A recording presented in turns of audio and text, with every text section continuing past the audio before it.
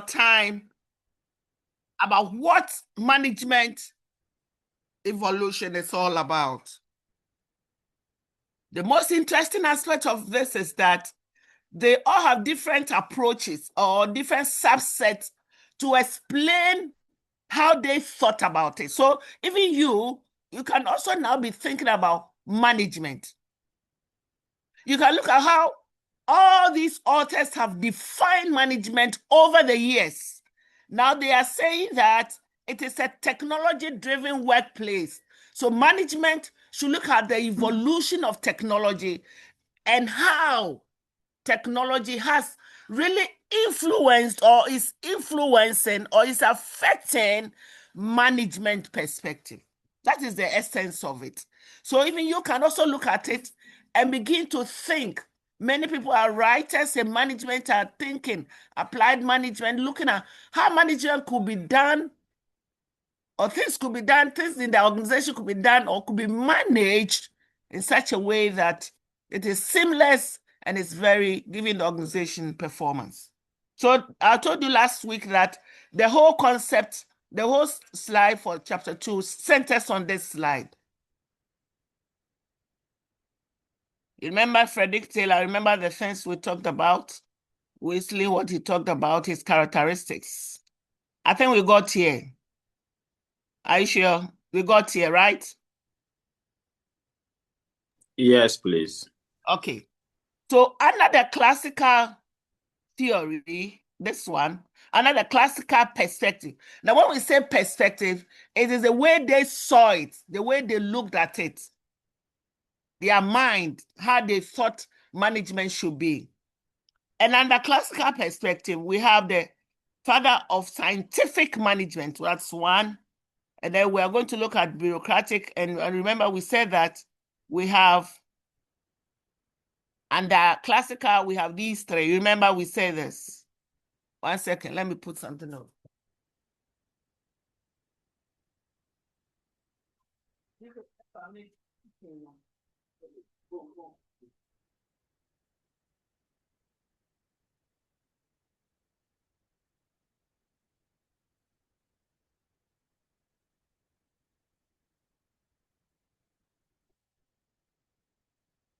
So we have these three. So we are going to look at bureaucratic organizations.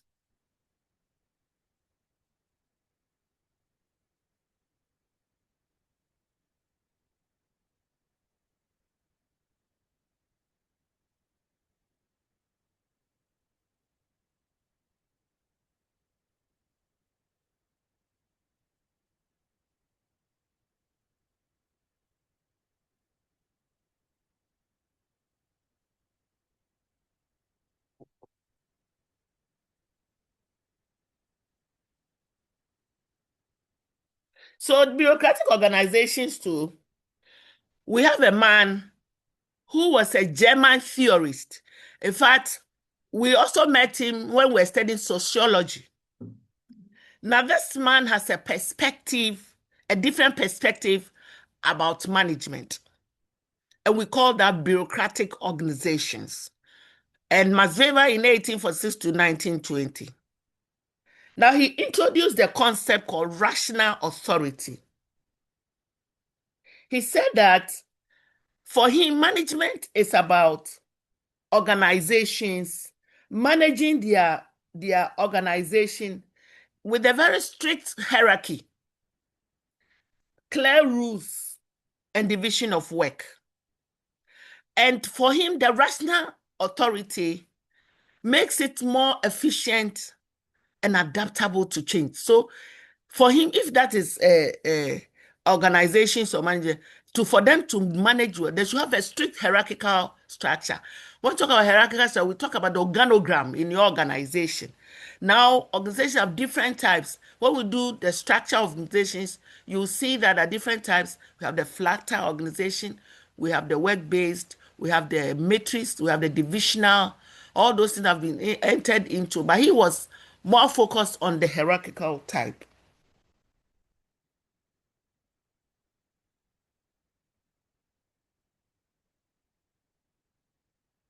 He said that Selection and advancement will be focused on competency.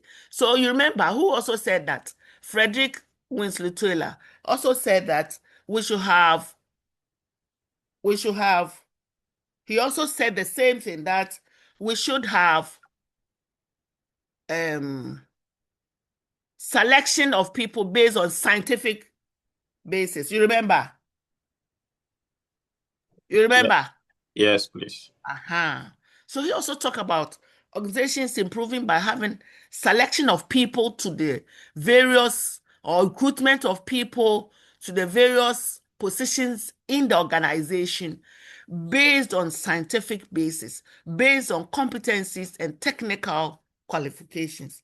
And if you promote them, you are promoting them based on their competencies.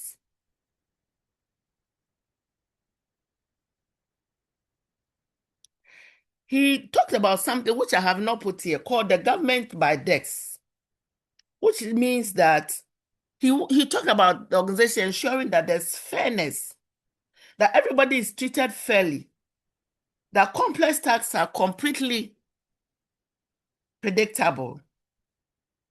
In fact, his study has been criticized.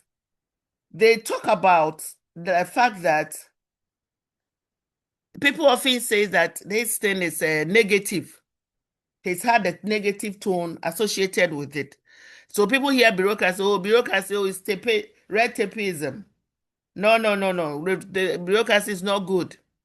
So the term bureaucracy even has been associated with negative things. Even though people often use the word negative to mean red tape, slow processes, they do things slowly, or annoying paperwork, bureaucracy still exists. It's actually in our governments and some of our private corporations to keep massive operations well organized. So even though it's associated with this red tape and that it's not good, it's not proper, it's not this, it is still very important in our organizations, especially the big organizations.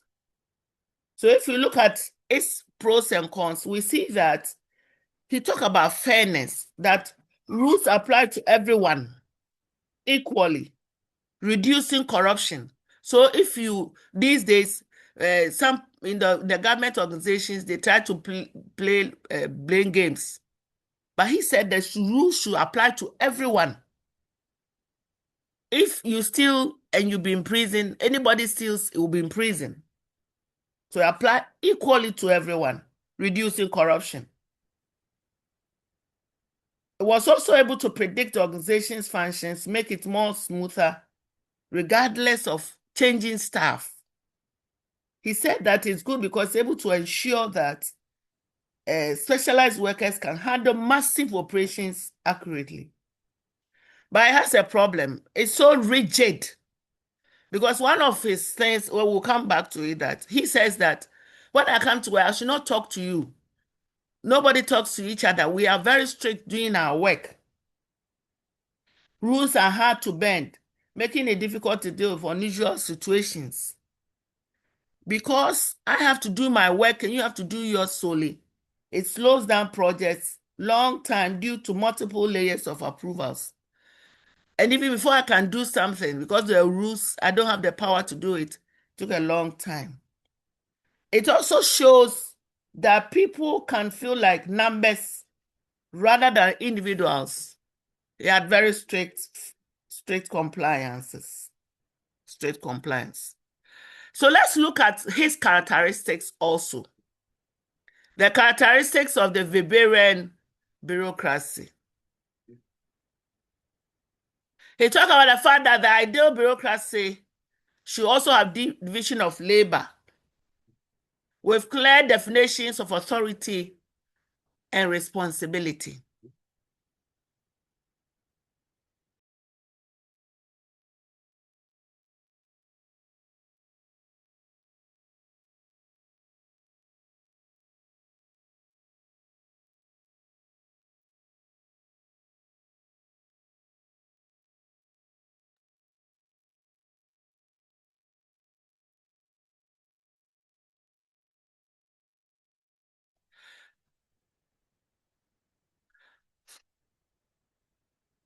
So the third characteristics, it talks about division of labor. He said that we should have clear definitions of authority and responsibility. Everybody's work should be well defined. So now you know when you go to work, you know your work, your task, you know your role, you know your responsibilities. You know authority-wise who reports to you or whom you report to. Again, he talked about positions. The position, maybe a finance manager, an accountant, a supervisor. Positions organized in hierarchy of authority. And of course, these elements are still seen in our organization. You see that the manager's role is there who reports to the manager, whom the manager also reports to.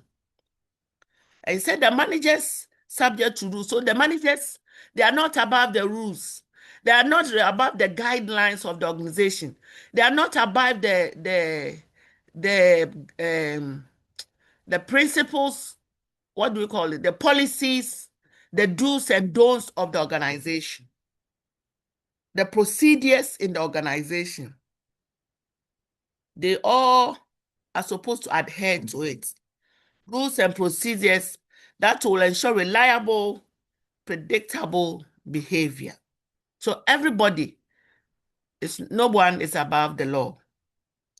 Management separates from the ownership of the organization. So he brought the idea that if I set up an organization, its management should be different from owners. So I may be the owner of the organization, but I should be the same person to be managing it. I should just sit aloof as an owner, but I should not be part of management. But what do we see in a small and medium size? He's the manager, he's the owner, so they interfere so much. Again, he talked about administrative acts and decisions recorded in writing. So no verbal things. Everything should be well documented. Another characteristic is that personnel are selected and they are promoted based on technical qualifications. Do you have that in our organization? Who is a public sector worker here? Who works in the public sector? Do we have that?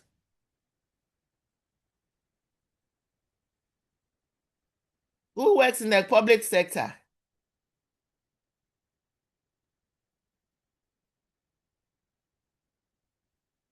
Nobody is working in the public sector. But then do you see that?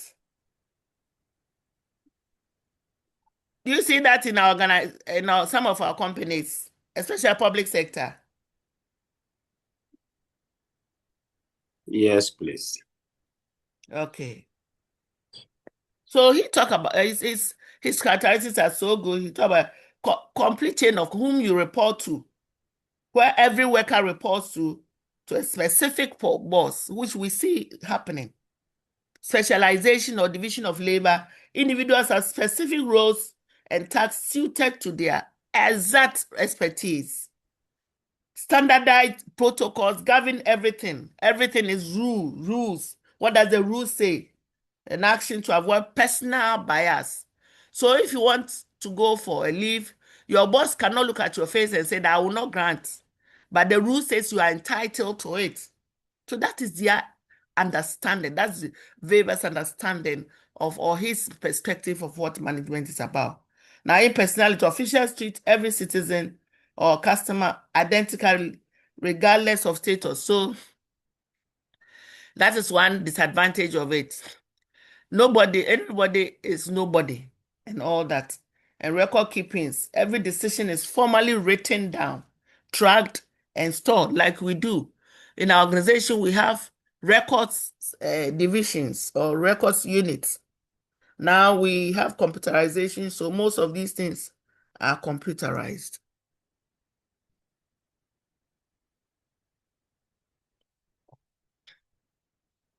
So that is it for bureaucracy. And I've said that for the classical perspective, there are three. The scientific management, the bureaucratic organizations, and admin. Yes, Abraham.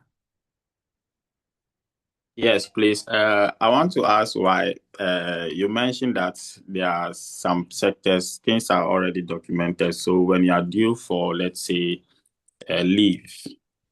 Because it's already documented, you can apply and then you go for it. But there are also some cases where somebody is due for promotion and then a boss will come and sit on it and is not able to, will not allow the person to be promoted, maybe due to one or two reasons. Like you have said, Yes. maybe due to one or two reasons. What is that one or two reasons? All right, maybe the boss have seen that the employee didn't meet certain targets, but has been in the company for the number of years for promotion.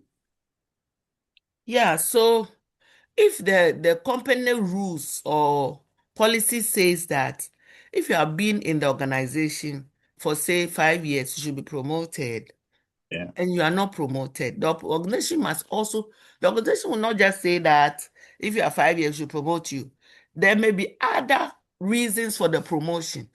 Your performance appraisal shows that you are hardworking. You have not had any problem in the organization. You have not stolen anything. Have not quarreled, not showing subordination. So if they added all those things, when it comes to promotion, they'll be assessing you based on all that. Okay. If you fall short of one, then you cannot be promoted. Okay. But I also understand that sometimes some of the people are biased. Some of our bosses are biased. They have some preferences for some people and they don't like others. I understand. But in all this, the rules must work. Yes, please. And not sentiments. And not sentiments. Sometimes they are guided by their sentiments. They are guided by the way they look at things. Yeah. And sometimes when they promote you, they have to give you an incentive. Sometimes they have to give you back pay or raise your salary. He doesn't want to do it. So they begin to look for excuses. It happens in our organization often. Thank you. Private or public, it does happen. Yeah. Now, the administrative principles is also one of the classical perspective. Now, there was a man called Henry Fayol. This man, he was an engineer, French mining engineer. You see, he was an engineer in an engineering company. And he also saw that, somebody called Frederick Taylor is talking about the way companies should be managed, things they should do. And they've come up with some key characteristics and all that. Another man has also talked about bureaucratic organization, this, that the organization should do and all that. And he also saw something, how else? He's an engineer in the organization, in the French mining company.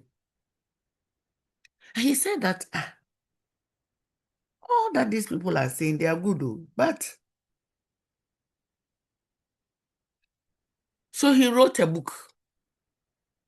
And when he wrote the book, he said, General and Industrial Management. And in his book, he outlined 14 principles. You know, we are studying principles of management, but he outlined 14 principles. He said that if the organization can manage everything well, there should be some principles, there should be some standards, there should be some guidelines, there should be some ways of doing it. So according to him, there should be unity of command. We'll look at the explanations well, that every person knows whom he or she reports to.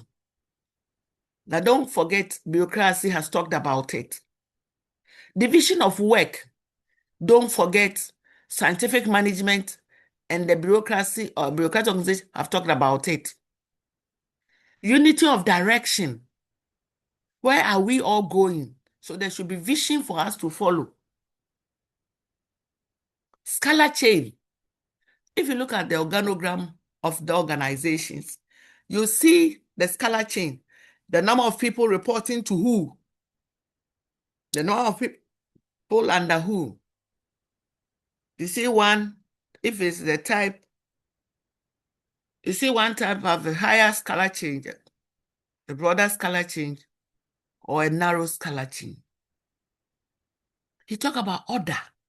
Said organizations needs order. He talked about centralization. That is where everything, especially decision making, comes from the top. I mean, top management. Everything is centralized.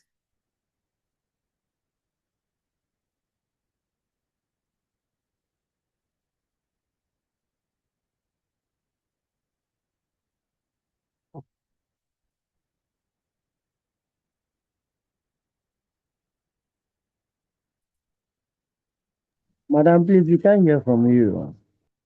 Sorry, I'm here. He said that when it comes to decision making, everything should be centralized. So he did not believe in the diagonal communication. He did not believe in the upward communication. He only believed in the downward communication. Centralized. That is why sometimes when you're organizing, you say, hey, order from above. Everything must come from above. That's centralization. He talked about equity. That's fairness. He talked about initiative. Members of the organization be allowed to take initiative. In that way, they will be bringing their thinking caps. They will not only be directed or supervised to do things. They will be proactive, not reactive. Discipline.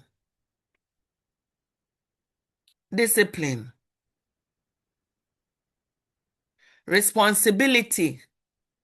And of course, remuneration, paying people, and stability of time. Now, Fire added one function to management.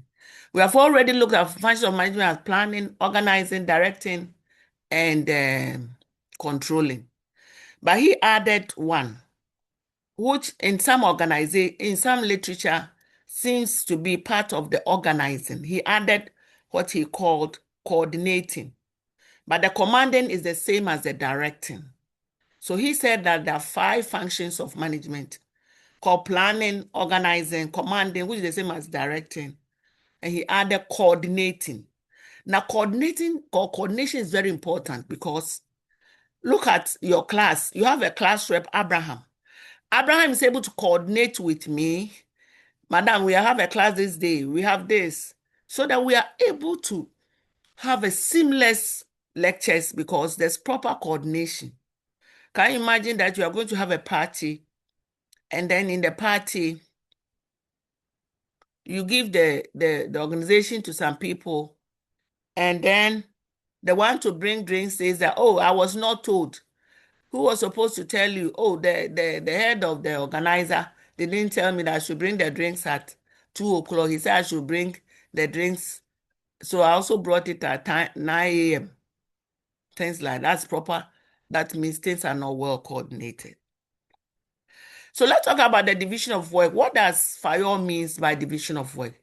He says that we should have specialization, provide individuals to build up experience. So if I am teaching, I'm only teaching and teaching, I'm not doing anything in addition. Because he feels that if I continue to do one thing, I'll get experience. And I'll get more experience, more skills, and I'll be more productive. Authority is the right to issue commands, along with which must go the balanced responsibility for its function. So, meaning that somebody must have the right to issue commands. That is why if you are supervising people, you issue commands. If you are a manager, you issue commands. And you make sure that it's balanced in the way they function. Discipline. Discipline, he talked about 2-sided ways. Employees only obey orders if management play their part by providing good leadership, if management play their part by providing good leadership. So two-sided ways. So employees who obey orders. If management are also giving them or doing what is right. So you can't give me order when you yourself, you're not following the order. You're asking me to come to work early, but you come to work late.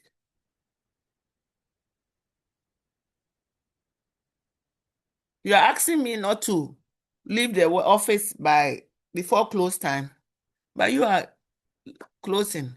You're asking that we should not sell in the office, but you are selling. So discipline is two-sided ways. Unity of command say that each worker should have only one boss. But when we talk about the matrix structure, one person may have two bosses. You report to maybe a project boss and you report to your functional boss. So there's a hitch there. So that there are no conflicting lines of command. It is true, it's very important. But in reality, some of the organizations, the nature of their work doesn't follow that. So this is the man, Henry Fayol. And he's known as the father of modern management or principles of management. Now, unity of direction. People engaged in the same kind of activities must have the same objectives in a single plan. So I cannot go to work and think that I want to do what I like. I have to do what I do must be in sync to the vision, to the direction, to the purpose, and to the objectives set by the organization. Same thing. That is why the next one is very important. It calls that subordination of individual interests to general interests. Management of ICD says that we should teach.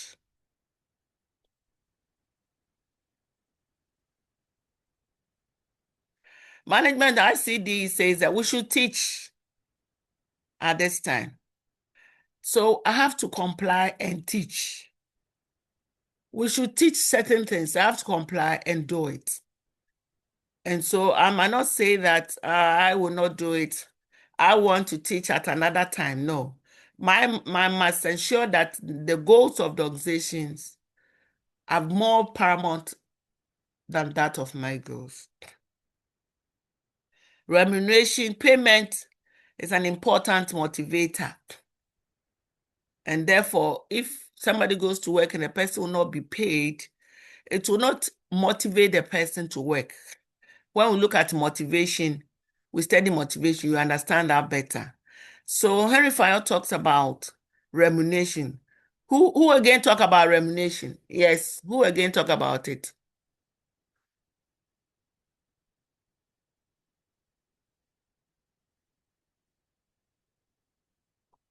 Oh. Who again talked about remuneration? Frederick Taylor. Okay, and then who again? Max Weber also talked about it. Very important. Please come again. Max Weber. Okay. The bureaucratic organizations, they also talk about. Let me show you.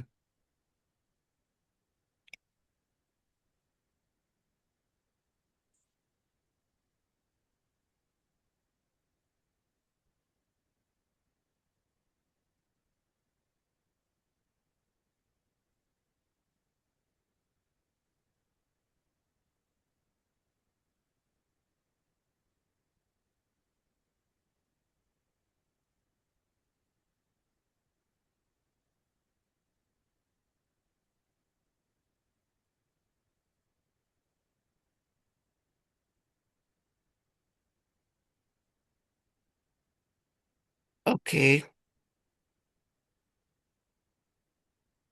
Okay. Frederick Taylor, rather. Okay. I thought I saw that. Okay. All right.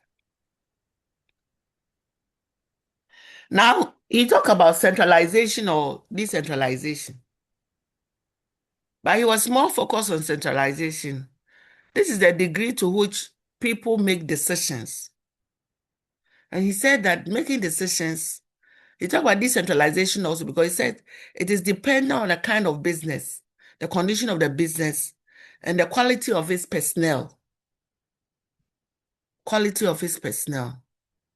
And the scalar chain line of authority.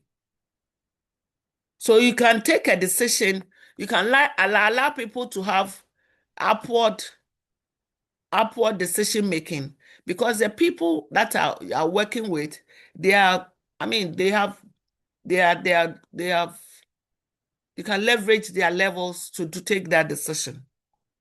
That's what it means. But if not, and they are younger minds and all that, you have to take the decision for them. So scalar chain is line of authority.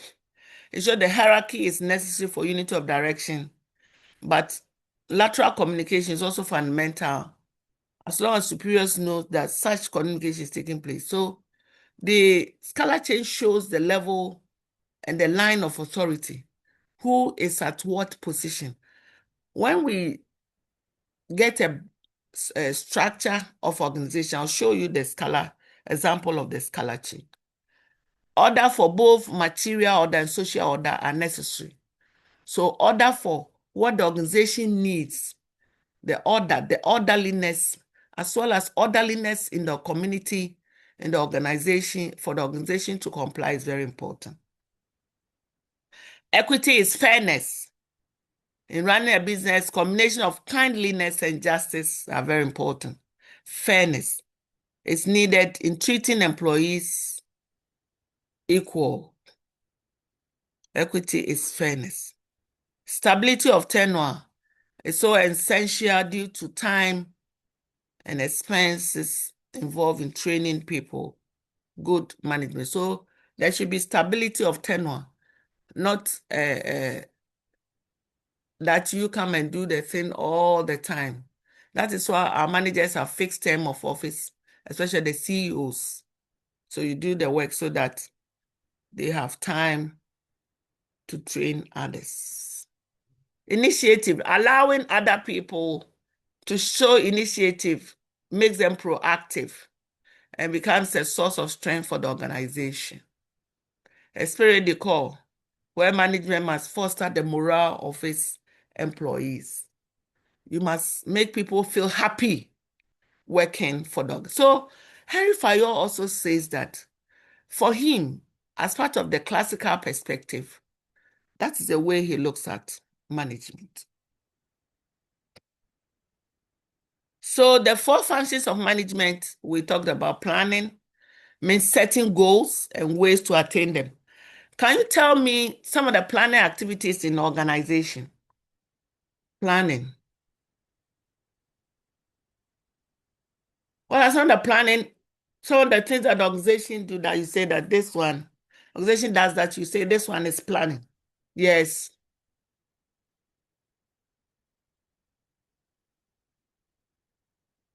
Yes. What does the organization plan? Madam, Yes. they develop strategies and Fantastic. methods in other organizations. Yes, they develop strategies, 5-year strategy, 10-year strategy. It's part of planning, showing direction, showing they will have their strategic teams, goals, and they talk about it.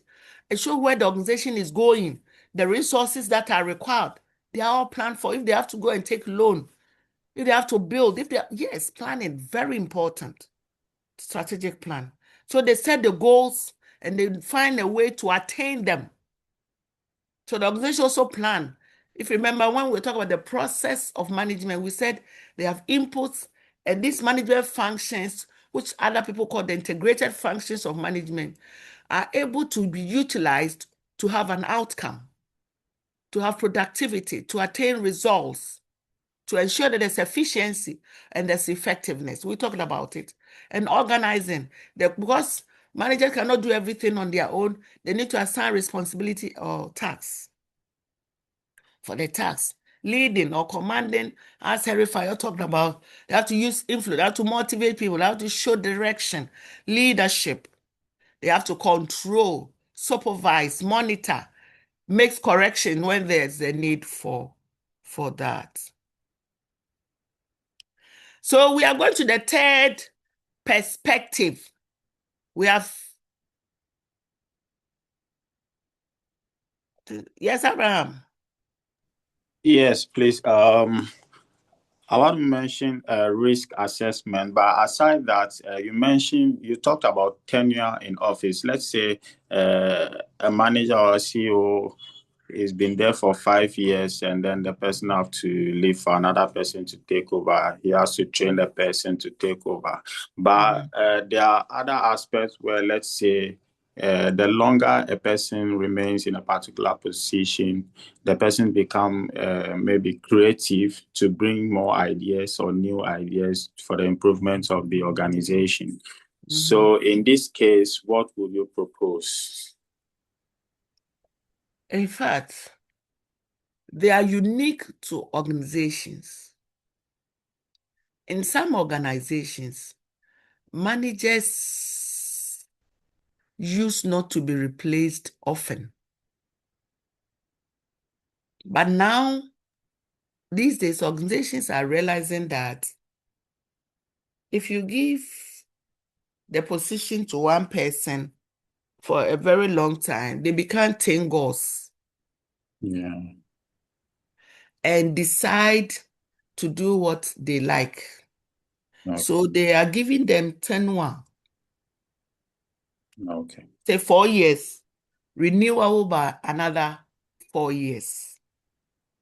They are deciding to give them tenure of office. Okay. But the side that you talk about is very important. They begin to have they develop institutional memory. Yeah. But they know it. But organization can also not continue to rely on only one person for its success stories or for its productivity. Okay. Organizations also need to vary. They need succession plan to train others. What if the person falls deaf? Mm. Do you get it? Yes, please. Yeah. So there's the need. So that gives the younger ones also an opportunity to learn on the job and be promoted and go forward. Okay. So the second aspect in the diagram I showed you is a humanistic perspective. Let me go back.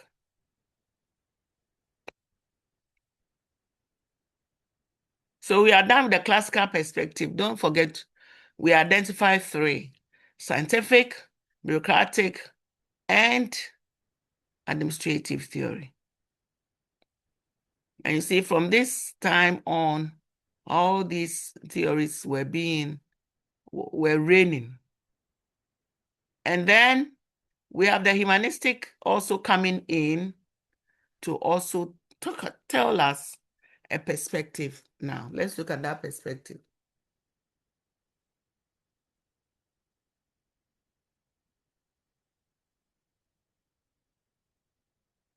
The humanistic perspective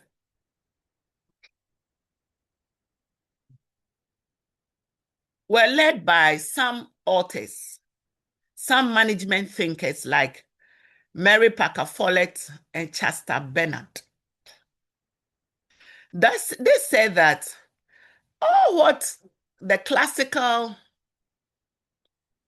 perspective is talking about, they are good. They show efficiency, but they leave out the human being. They don't understand, because the organization may be working with machines, but then the human beings play a major role.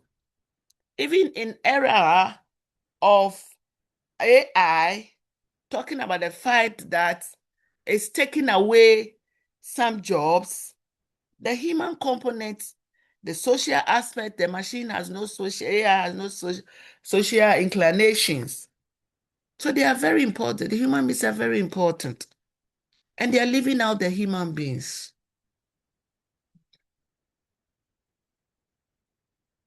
So they said that it's important to understand human behavior. That's why there's a course, organizational behavior. We should understand the needs of human beings, the attitudes and social interactions of human beings, and that they have effect on the prosperity, on the productivity, on the profitability, on the organizational success. That organizations must begin to consider the human beings, their behavior. And if they only straight, they will not do much.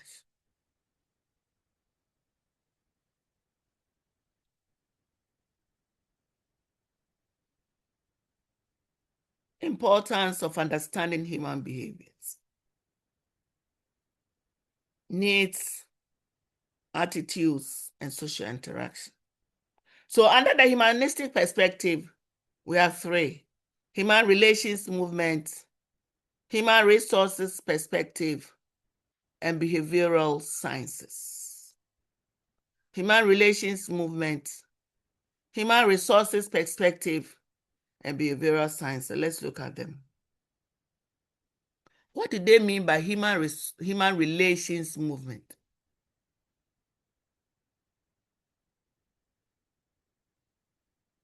He says that we should consider the individual worker. We should reduce control of the individual worker. We should allow the individual worker control the work he or she is doing than giving authoritarian control. Do before complain, like it happens in the forces organizations, the police, the military, the navy.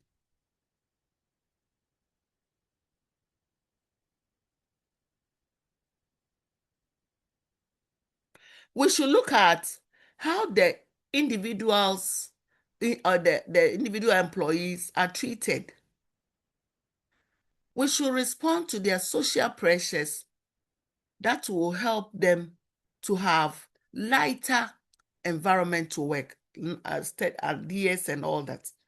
So they resorted to studies like the Horton studies, and they found out that there were increased output due to managers' better treatment of employees.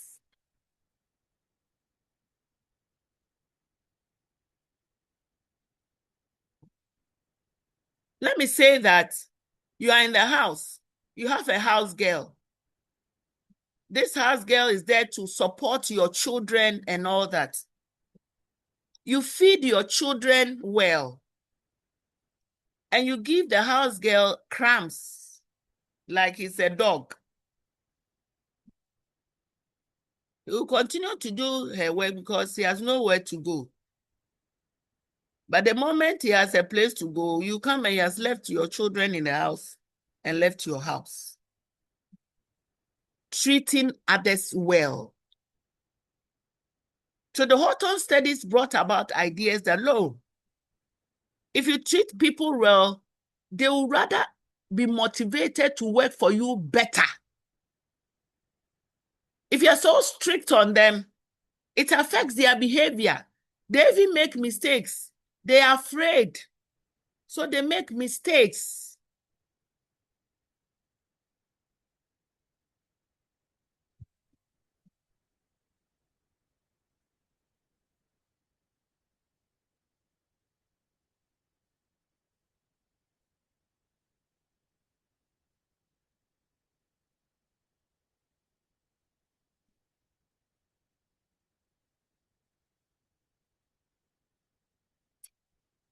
They'll make more mistakes. So the Horton studies found an increased output when managers were treating employees well. So if somebody has to do, say,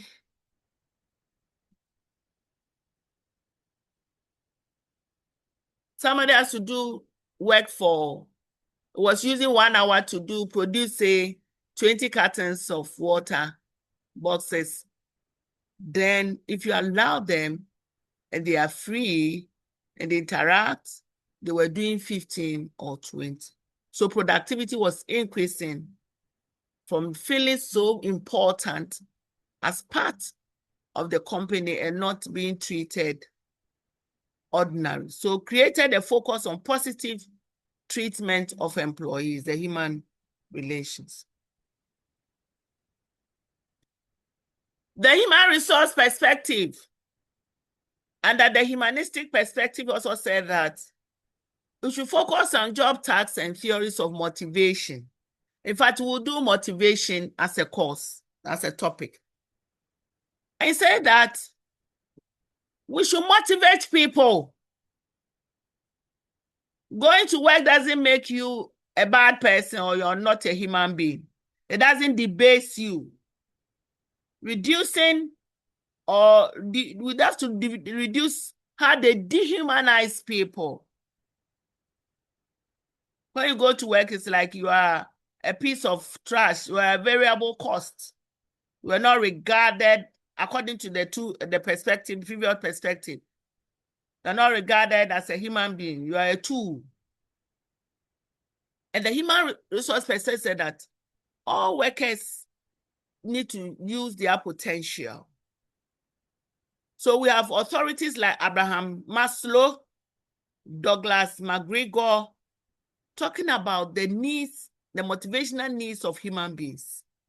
So Maslow talked about the hierarchy of needs, the need to satisfy the base ones, the physiological, the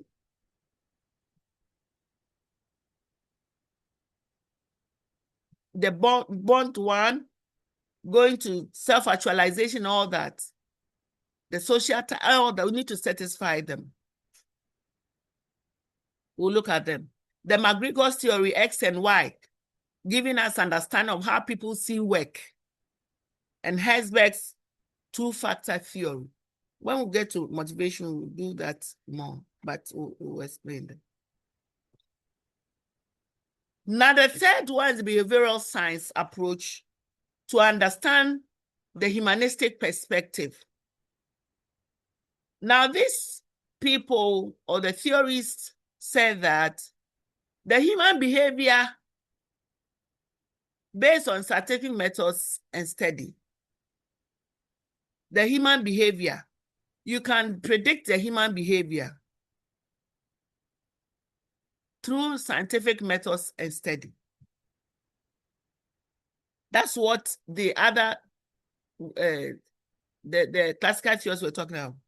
But they said that the human behavior can best be seen when they focus on how they behave to each other or on how they interact. So they also came out with a study called organizational development from behavioral science approach. So they also said that, yes, there's a need to understand the science behind the behavior of people, theories of human behavior based on scientific methods and study. But then you should focus more on the behavior and interaction of people. Its organizational development came from behavioral science approach. So I behave, when I go to, I behave the way I behave because of something. When you go to work, you behave the way you behave because of something. When a manager comes to work, behave the way he behaves because of something. I am happy because I'll be paid. So I come to work early because I know my boss will give me a pat, will say I've done well. I am always on time because I know that I'll be recognized, all those things. So apply behavioral science to improve organizational health and effectiveness. So we are done with the humanistic, talking about the human relations, talking about the human resources. and the behavioral science approach. We are moving to the third one.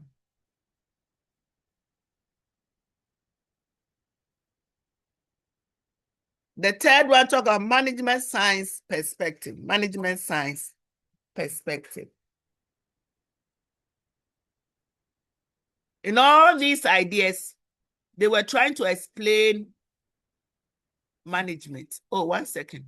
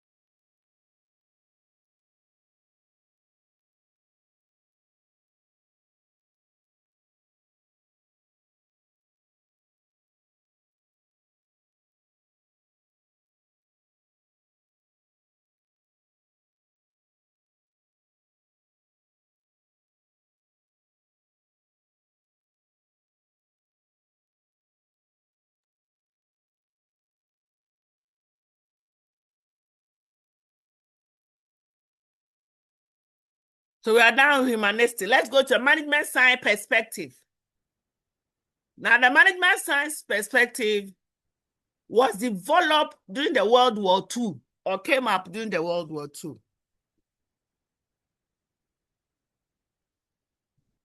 They saw that during the World War II, there was the need to have an idea of how many ammunitions do we need?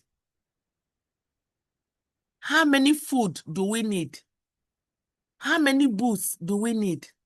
How many soldiers do we need? So they developed to meet changing and dynamic environment that was created from the World War II. So those ones, they engage mathematicians, they engage statisticians, and they engage quantitative techniques to aid in decision making. They saw that during the World War, they needed, we said we need about 10,000 soldiers.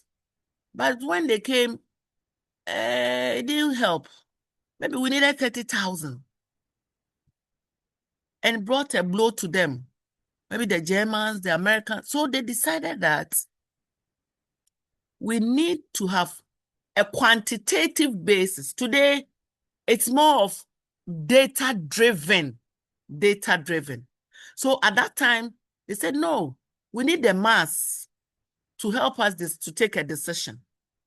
That's why organizations and their management meetings, they look at statistics. They look at diagram, the finance people or whoever in charge, they need to show productivity through diagrams, through quantitative basis, not a qualitative only. So Peter Drucker increased studies in this area. He also studied management in this area. And he also said that, they said that the use of technology and programming also help to optimize operations. So those in operations, you need some form of statistics, some of technical quantity techniques to take a decision. And so the management perspective or management science perspective talk about how to use science, how to use mathematics, how to use statistics, how to use quantitative techniques in taking decisions. So the subset that came are operations research, operations management, and information technology. Operations research, operations management, and information technology.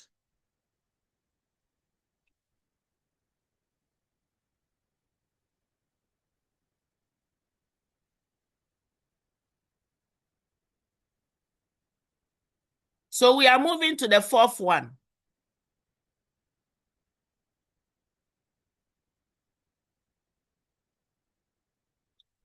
The fourth one talk about recent historical trends. They said the existence of these trends also gives some perspective to understanding of management. One is the systems theory. The system theory provided a holistic view of management as an interrelated path to achieve common purpose. Say management.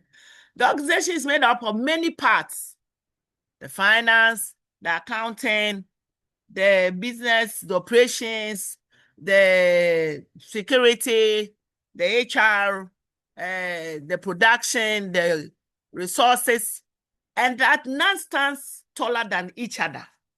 That a combination of all is able to achieve the organizational purpose. And that's the systems theory. So a holistic view of management is seen as an interrelated path to achieve a common purpose. So the organization, if you understand management, then we should look at what the system theory teaches. That the organization is one. We see the organization as one management. However, the organization is an interrelated part of what it does. And to be able to do that, if you see the organization that there's many parts and all the parts are interrelated, then you'll be able to achieve a common purpose. Contingency view also came in. Well, you said we should look at the organization as a whole, fine.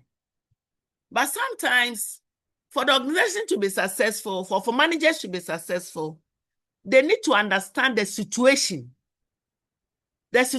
on the ground. That a successful resolution of organizational problems depends on the situation. Now look at the floods that came on Monday. The floods has brought in a crisis situation. So if your organization probably is flooded, the organizations are going to look at the situation, what the floods has brought to the organization, than to think about other things now. So the situation demands that the organization must clear the problem, the persistent crisis now. They must find a solution to the persistent crisis to make them more successful than look at the bigger picture. So the contingency view also said that the organization can only be successful, or managers can be successful, if they are concerned about situational factors. Again, total quality management talk about how the organization can ensure quality of what they do. That is why in some of the manufacturing organizations like Unilever, Cement, the Cement Gasem, they have a quality component. Even in this institution, we have quality assurance. They ensure that the quality of lectures, the quality of materials, the quality of students, the quality of our programs are in tune with the regulators' policies. So the systems theory, the contingency views, the total quality man also provided perspectives to understand management. Look at the system view of organizations. You know, the system said that the interrelated parts are very important to ensure the success of the organization. And this is a graphic description of the system view of organization. It says the organization has inputs, raw materials, they have information, they have money, they have the human beings, and all that. The organization must take cognizance of its environment. That's why the organization is an open system. The organization cannot do away with the environment because it exists in the environment. Any closed system is not worth it because If you close yourself, then it's not worth even talking about. A closed system doesn't help the organization to grow. An open system helps the organization to grow. So the organization must be cognizant of its inputs, that's the environment, and its output, the outcome. And the systems shows that input, processing, output.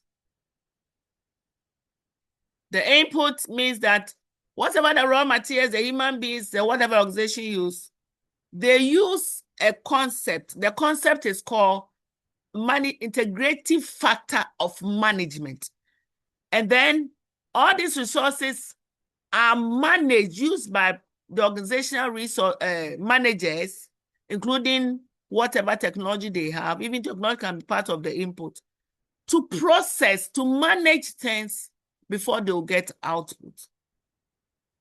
The organizational system, before they will be able to make employees satisfied or provide services, provide products, or whether they will make profit or losses.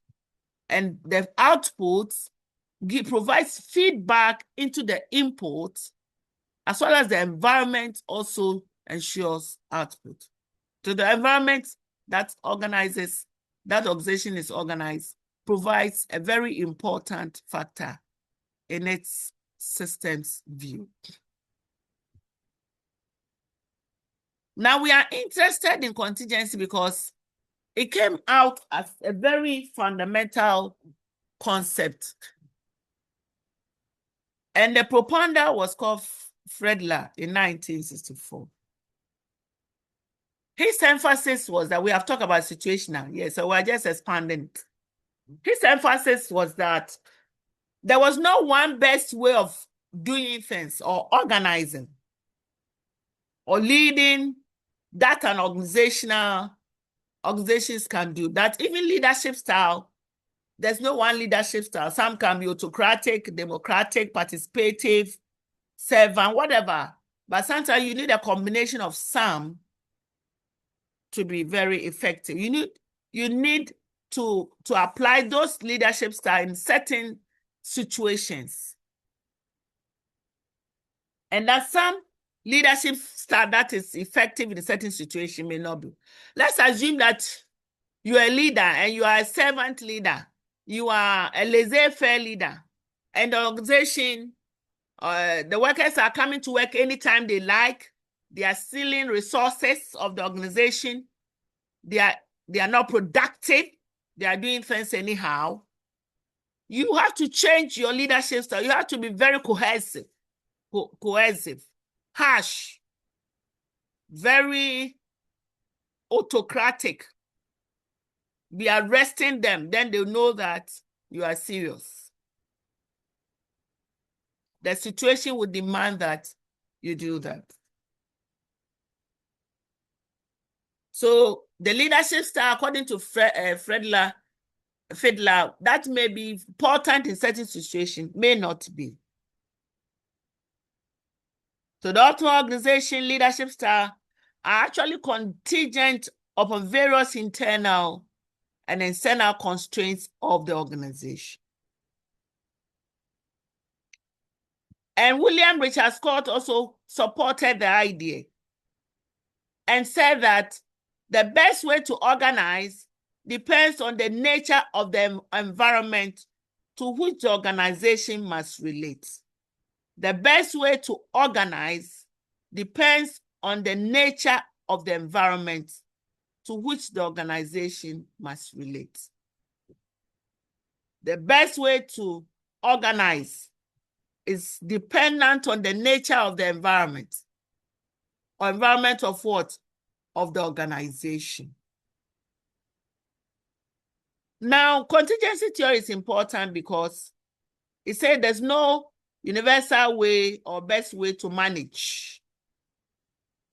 So even though people are talking classical, people are talking about humanistic, it says that no, there's no one best way. Systems theory, there's no one best way. There's a wide range of external and internal factors that must be considered when the organization or the organization is taking a decision or managing the given situation. And the focus should be on the action that best fits the given situation. Effective organization not only have a proper fit with the environment, but also between its subsystems. So if you need resources and not providing the resources, the management transformation cannot take place. There's a need for organizations if the needs of an organization are better satisfied when they are properly designed with the proper management, appropriate management style, both for the tasks and the taking and the nature of work group. And that each manager's situation must be viewed separately. And that we need to develop the skills of managers that are most useful in identifying important situational factors. So the theory is important, equally important for every organization to help us to gain a perspective of organizations in terms of management.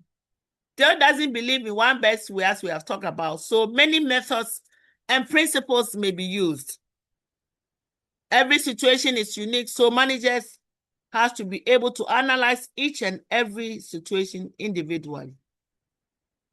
An authoritarian leadership style may be more appropriate than a leadership style that tries to get workers internally motivated.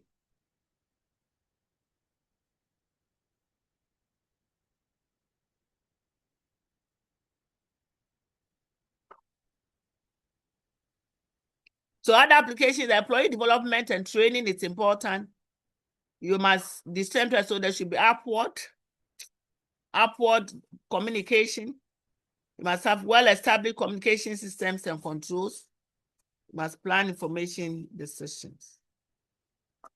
So contingency says that every situation is unique and universally there's no one best way. So the view of contingency says that organizational phenomenon exists in logical patterns, but managers must have a system, devise and apply similar responses to common types of problems will not work, but they have to provide unique situations to work. Contingency theory has been criticized because it says that the logical extension of the theory is that all situations are unique. The critics of contingency enjoy every situation that is unique. So management can be practiced only by intuition and judgment. They say that every situation is unique, but it's not true. And because of that, managers always have to use their intuition, have to use their judgment, instead of using policies or lay down activities. So the logical extension of the contingency approach is that all situations are unique. If this is true, then management can be practiced only by intuition, what they feel about the situation and judgment, thereby negating the value of prior knowledge and wisdom. So contingency is good, but you have to all use your mind to do things. Looking at the situation, it doesn't augur well. Research level, those who have done research, the contingency theory has been criticized to be too theoretical. Practically, it doesn't work. That's what they said. But it has effect on managers. By applying contingency theory to the study of management, managers will be able to identify and solve problems under different situations, which we have said even earlier. Managers are able to recognize that successful application of a technique in one situation does not actually guarantee success in another. Rather, I'll be able to examine each situation in terms of how it's affected by the contextual, organizational, and human dimensions. As a result, his overall ability to correct problems and to become more effective as a manager.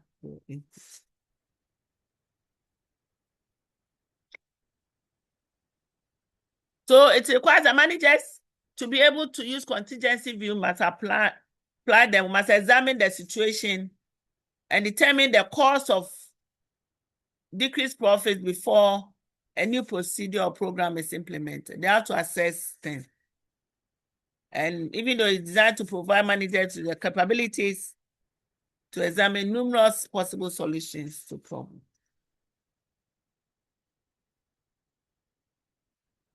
The next one is the total quality management. And this was propounded by Edward Darman. And Edward says that, well, you are talking about contingency, you are talking about systems, but if we don't improve continually, we will not be able to achieve productivity. And so he's known as the father of quality movement. Americans usually laugh of this concept. They thought that what is he talking about? But they later embraced it. During the 1980s and 90s, quality became focused to meet global competition. And 4 key elements of quality management are employee involvement. If you want to achieve continuous improvement, you have to involve the employees. You have to focus on your customer and provide quality service to your customer. You have to benchmark, note what others are doing. Your competitors are those who are doing the same thing that you are doing, selling the same product you are selling, producing the same product you are doing, or consulting the same way. And you have to know what they are doing and benchmark what you are doing with them. So continuous improvement. That is why in the manufacturing industries, 2QM is very important. It's also known as 2QM, meaning total quality management. Any questions so far before we move on to the next perspective? So we are done with the current trends. Talk about systems theory, contingency, total quality. And we are moving on. Yes, Abraham. Yes, thank you very much for your time and everything. So I want to ask, you talked about open and closed system. Yes. Yes. So under which of the system do we classify Frederick Taylor? Okay, Frederick Taylor could be seen as looking at a closed system than an open system. Okay. Mm. Well, please, would you recommend his system to any organization? Oh, closed system is not a good one. Okay. Organizations can't function in a closed system environment. No. Okay. Yeah. At all.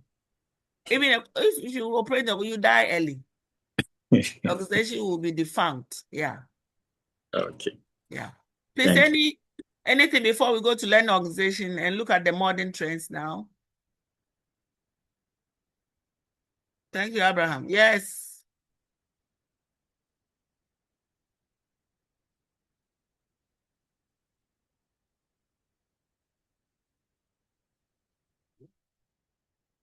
So the last one was propounded by a man called Peter Senge. He says that, look, organizations that learn are more productive. Organizations that learn. What is learning? And why must organization learn?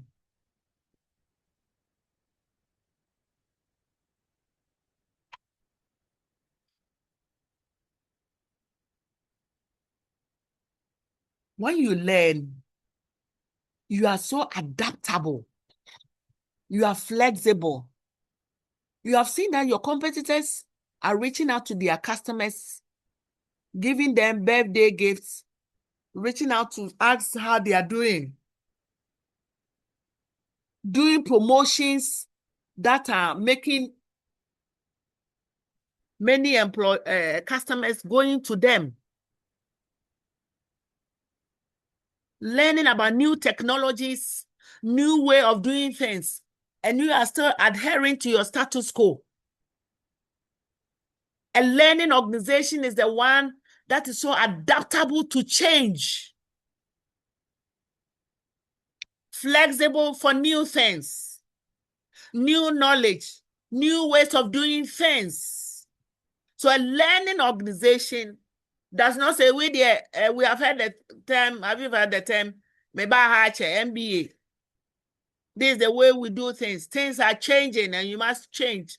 You must be abreast with the new things that are coming.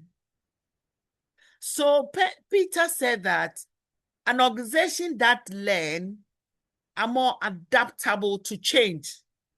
Because when you learn change management, or the change management says that organization that does not change is not worth existing. Because things are changing in the environment, in the society, in the governance, internationally. Things are changing, and therefore you cannot say that I would want to continue to do this. Look at aids now, look at tools now. Some of you are scattered, not in Accra, but you look at it, we are doing teaching thanks to COVID-19 aftermath that we can have lessons online. And because of that, there are projections that from some years to come, there will be no need for buildings of our universities. Our universities will become virtual, and there'll be no need for universities to have buildings, to have libraries, to have classrooms, to have offices, and that is it. And they are waiting that the Ivy Leagues, like the Harvards, the Whartons, the Yales, the London School of Business, when they decide to go fully online, then universities will emulate. So some years to come, you will not see any lecturer standing in front of you. You know, it has even started with the medical. The medical fields, now they do digital or online services for people who are not well, putting your diagnosis and all that. So there'll be few services that will require physical doctor's presence as well as physical lectures. So we are really moving. And so this learning, no organization can sit aloof and say that, no, as for me, we are not part of it. Because learning is in adaptation to change. And society is dynamic. Society is not static. Every day, new things are coming, new changes are coming. So this man started discussing about learning organization. He says that all employees are engaged in identifying and solving problems. And when you learn, it increases your capacity to learn and grow. You are in school, you are learning things. Are you not learning? Madam, Are you not yeah. learning? You are Yes, learning. please. Yeah, madam. And you have to apply the knowledge in wherever you find yourself. And so Peter talked about learning. Said, no. This perspective is also important. Organization must learn to adapt. There's so many things that are going on. And when they learn and they become more efficient. They learn and they become more capable. They learn and they have more competences. So we have to move from efficiency to solving problems. Now, the last on the diagram talks about Managing the technology-driven workplace. These days we have computers. We have softwares. We automate things. In some organizations, in order to ensure that you don't go to work late, you need to clock with your thumb, or to show when you entered the organization, the time you probably go to work. And it's also a way to understand how organizations are run. And I can tell you that the technology-driven workplace is different from the scientific management. It's a bit different from bureaucratic organizations and also from the administrative theories. So most work is performed on computers in today's workplace, like we are all doing. At our desks or at the laptops. Companies are using technology to communicate and collaborate. Your boss can send you a text message right now that come to office, something is happening. You cannot say that it's your own phone. Yes. It's your own data. Yes. You have to comply because it's a form of communication, accepted communication. Nobody is telling us. Management has not come and said that, hey, so we're using WhatsApp. We have WhatsApp pages that are now official. So when you see a WhatsApp message from your superior, you act quickly. From your colleague, you act quickly. You are using technology, digitalization to work and to collaborate. We see in our organization that the key areas that we need to understand technology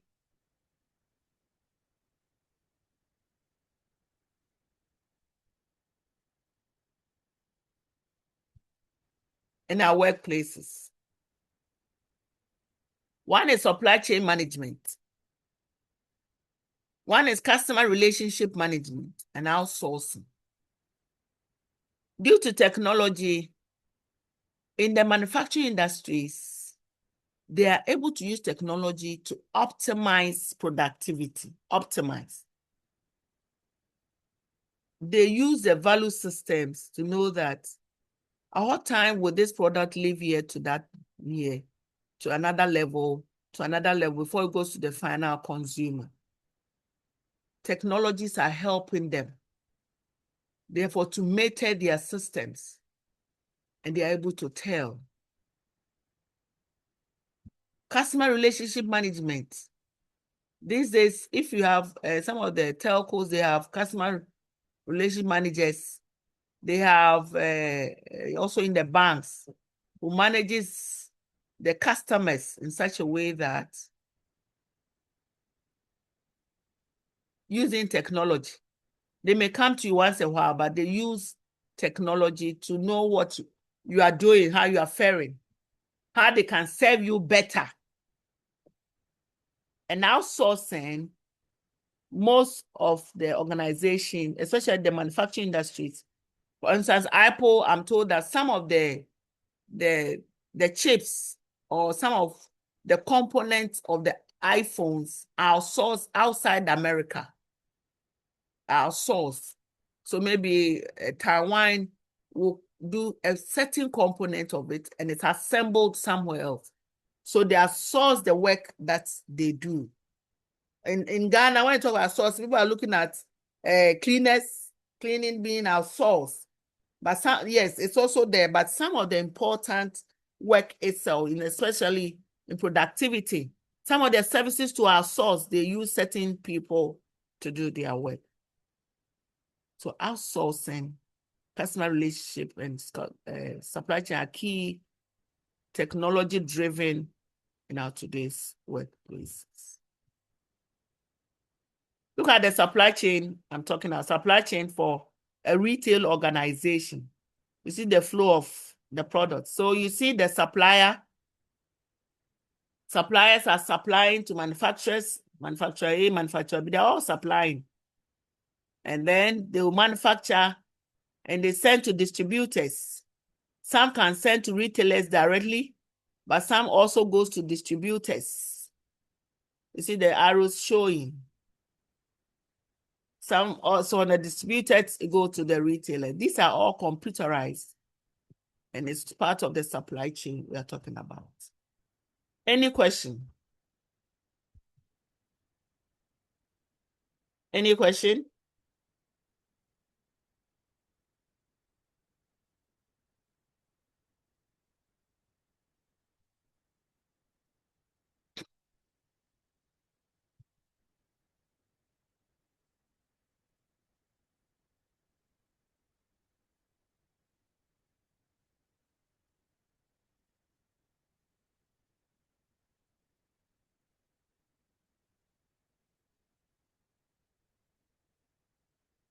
Any question before we move on?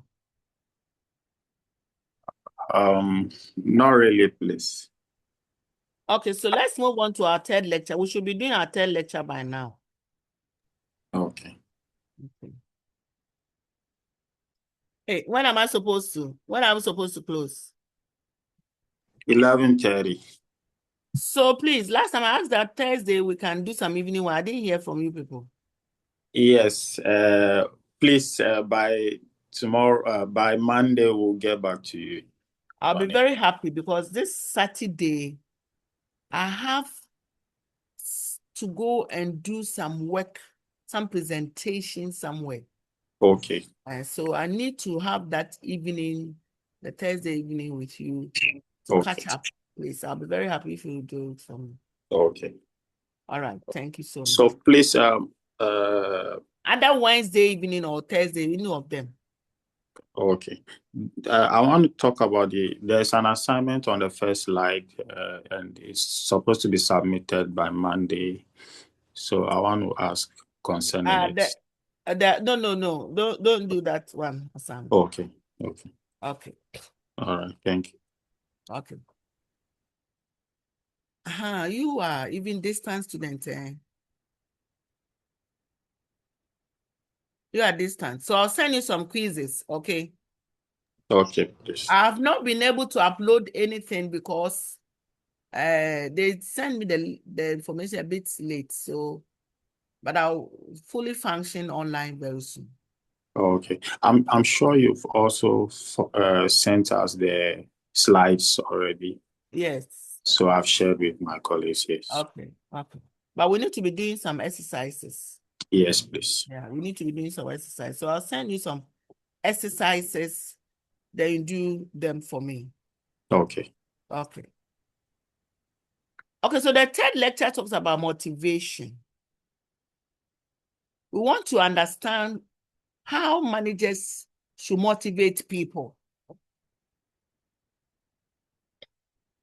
So we've left the management perspective.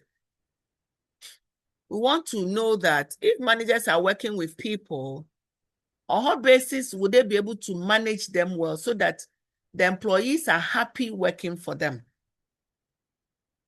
So we want to define what employee engagement is, how it affects managers' work. We want to understand motivation and know the difference between current approaches and traditional approaches to motivation. We want to identify content theories of motivation and process theories of motivation, and also what you call reinforcement theory of motivation.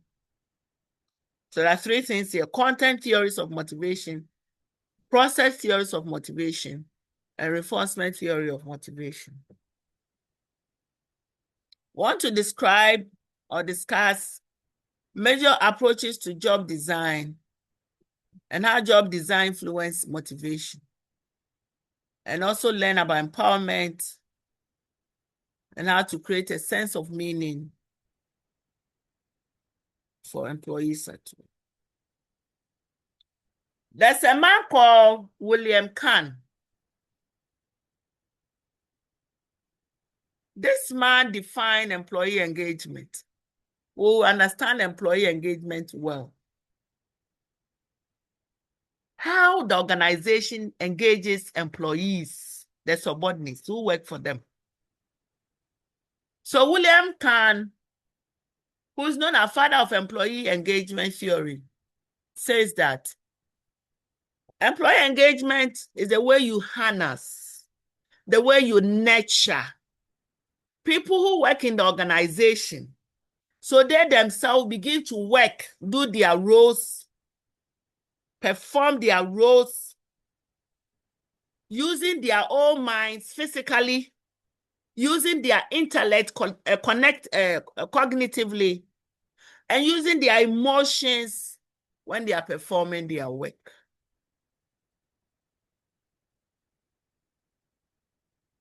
So how you nurture your people, how you motivate them, so they use their mind. They are using their own physical human beings.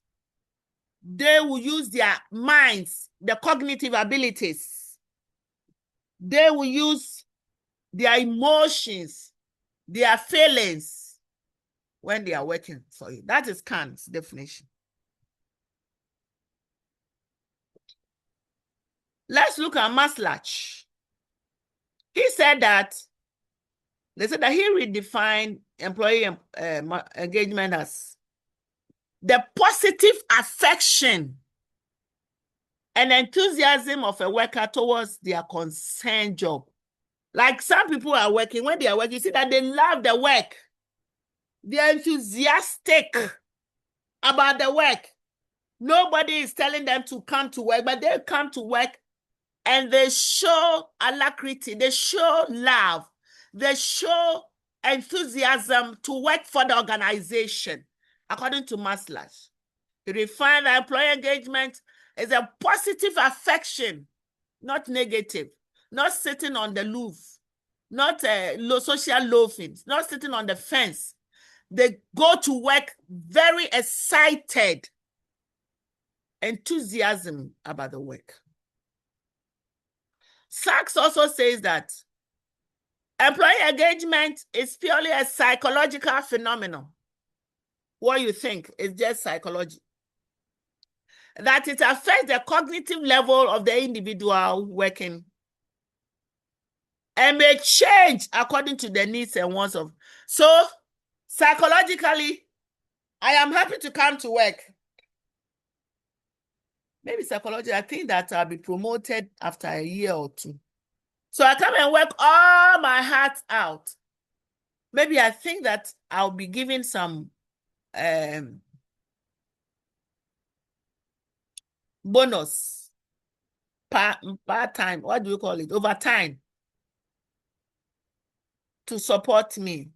So I give my all out. But Sachs say that, yes, it's a psychological phenomenon that can change according to the needs of the employee, according to his personal purpose. But according to Golab, there are three personas of engagement: engaged, not engaged, and actively disengaged. So employee engagement is therefore a demonstration of your emotional commitment, the emotional commitment of workers, employees towards their organization and how they ask for the organization to succeed. Your emotional commitment, your love. If you remember this guy's motivation, Maslach, he says that it's a positive affection and enthusiasm for a worker towards their concerned work. So your emotional commitment. Now let me ask you, when you go to work, do you feel emotionally attached to go and work for the organization, or you are just there looking for your paycheck?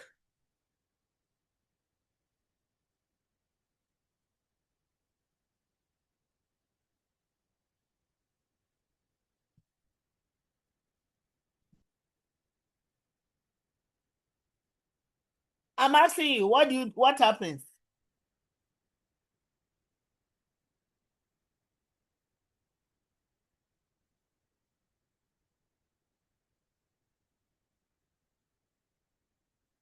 What do you do? Madam, please, this is Stephen. And Okay. mostly it's about the paycheck. But I think the motive supposed to not purposely the paycheck, because after maybe 2 years, you get new knowledge from the work that you think it might not give you anything.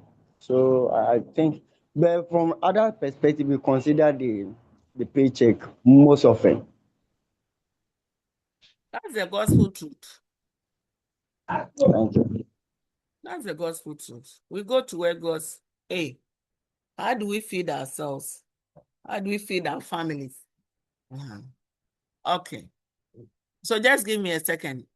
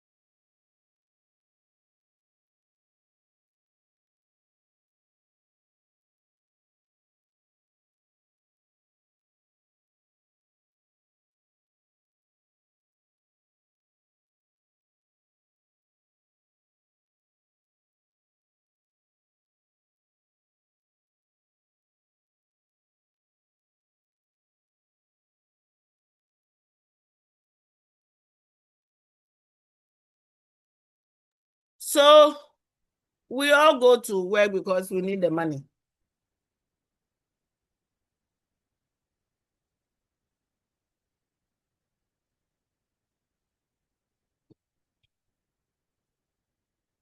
So these 3 types of employee engagement is that the employee shows that they engage actively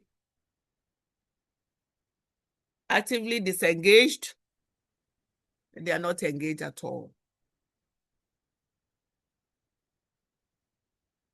So look at the 3 types of employees. Engaged. Employees work with passion. They feel a profound connection to their company. They drive innovation and move the organization forward. They want the organization to succeed. They are passionate about it. Employee engaged. And those people are highly engaged people, engaged. So you see, the boss is talking again, he's so active, showing, so happy. Look at the not engaged. The employees are essentially checked out. They are sleepwalking. They are in the organization, but they are sleepwalking. Can you sleep and walk?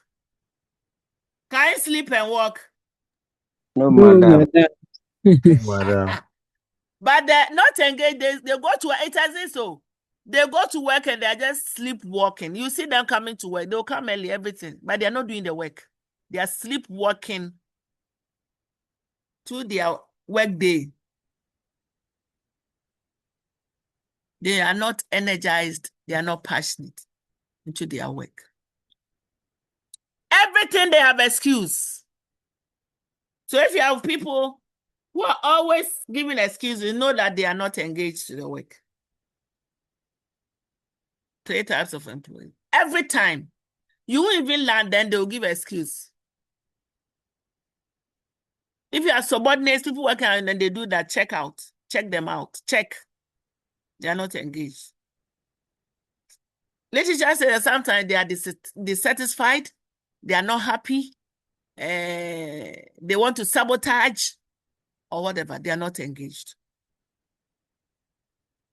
But the dangerous one is the actively disengaged. Have you ever gone to work and somebody will walk to you and tell you, the work is not for your father? It's not for your father. Have you seen that before? Has somebody told you that before? Yes, Yes, madam. Always, madam. yes. Hey, me, I've been here for long. You kill yourself, they won't do anything. This happen and they sack the person if you don't know. And that's why when we come, we sit there and do this. You're always going to the manager to do this. They'll be telling you, right? They're gonna blast us thing. Oh, who is this? You are bringing blaster here again. They've made the whole country dumb. Madam, it's true. Yesterday, I done. The whole country was quiet. Madam, very serious. The first go there was terrible. Oh.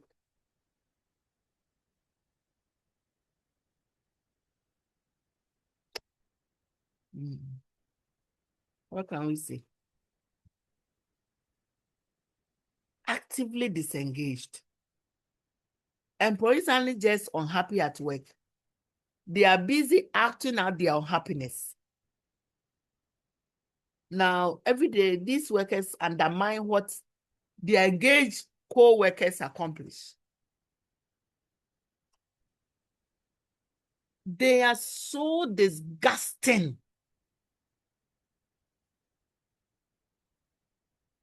They are not happy, and they want to poison the minds of those who are with. Do you see some of them in the organization?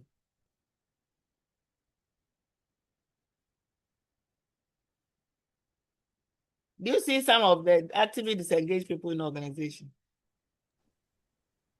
Yes, madam.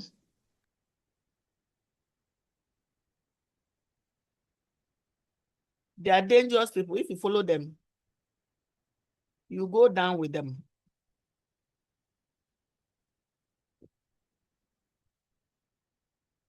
So actively engaged employees, they are passionate about what they do in their role, and they are fully committed to the company's mission. Mission is what we exist to do. So what I call like GCT, we exist to teach, to train students. They are passionate about it. These are people who bring positive attitude that can trickle down into their departments. They are passionate. They are enthusiastic. They are committed. They are dedicated to the company's vision. They don't have lackadaisical attitude. They don't do that.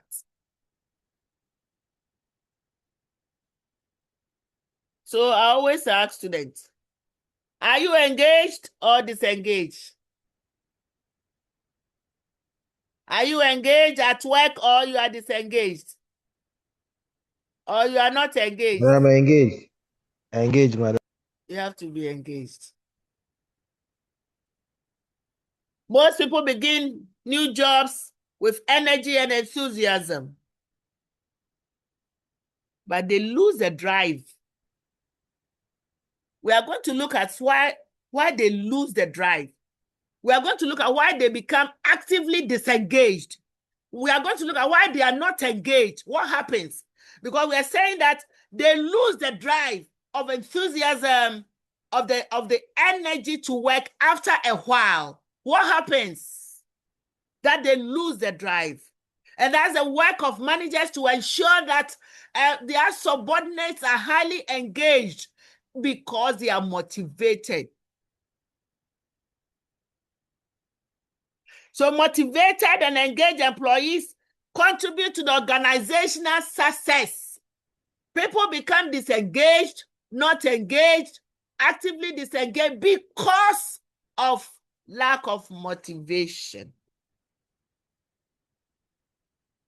Unfortunately, we find out that managers find it difficult to motivate people. Just a small well done. That's why some organizations have recognitions. The best worker of the year, the best staff of the week, the best mentor of the month, something just to acknowledge, recognize their role in making the organization what it is, in carrying out their vision. Some even resort to giving bonuses. Some resort to promotions so that the employees get motivated to work. But we are going to see along the line that some managers find it difficult to motivate employees. I think we have talked about this already. Then we have explained this. Okay. So engaged employees work with passion. They have a real and profound connection to their company. These are the employees who innovate and drive the organization forward. The disengaged ones are essentially checked out. They don't bring any passion, any energy, or enthusiasm to the road of the business or the work they do. But it's actively disengaged employees. They are threat. They are toxic to the organization. The actively disengaged employees are not simply unhappy at work. They are so dissatisfied and frustrated in their role that make a show of acting out their unhappiness. They show it. They undermine their fellow workers, as we talked about. They complain and they have a bad attitude that can spread throughout the organization if left unaddressed. The actively disengaged employees can have serious impact on your bottom line. They have been known to cost companies billions of cedis, billions of pounds, billions of dollars each year in lost productivity.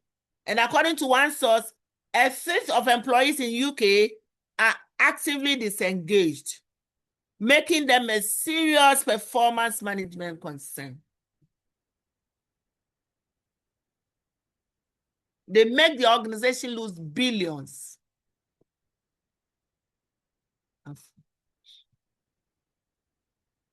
How do you know that Kwesi is actively disengaged?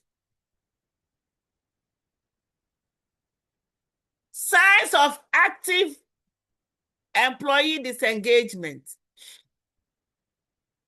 So that if you're a supervisor or a manager, you must know. Social withdrawal and lack of participation. Let's all staff come to this deba. They won't come. There's a staff meeting at 2 o'clock. They will give you an excuse.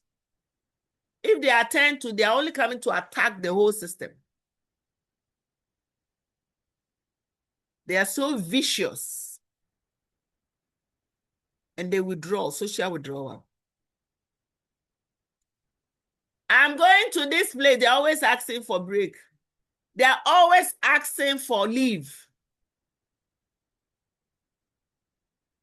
Productivity and quality of work have been taking a nosedive. They are no longer being productive. They are going down in terms of their quality of work. If you see that, check.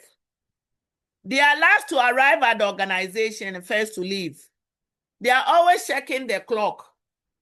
When it's 5:01, they are already downstairs.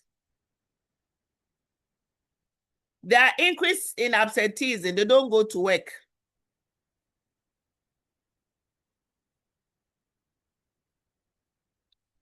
They are reluctant to be challenged. If you challenge them, they will fight you. Now, if an employee has been recognized to have done well, they mock them. They mock accomplishment of others. They think that they have not done anything. They don't want to learn and grow. We learn the learn organization is very important by Peter Senji. They don't want to learn and grow. So look at traits: engaged and disengaged employee traits. The engaged employee take responsibilities. They concentrate on the tasks and goals of the organization. They try to produce high quality work. They collaborate and interact with their team. They motivate themselves and others to work. Their desire to progress. Objective about the company is good. They provide creative solutions. They admit their mistakes and correct them. They produce high quality work. But the disengaged employees run from responsibility. They easily lose focus.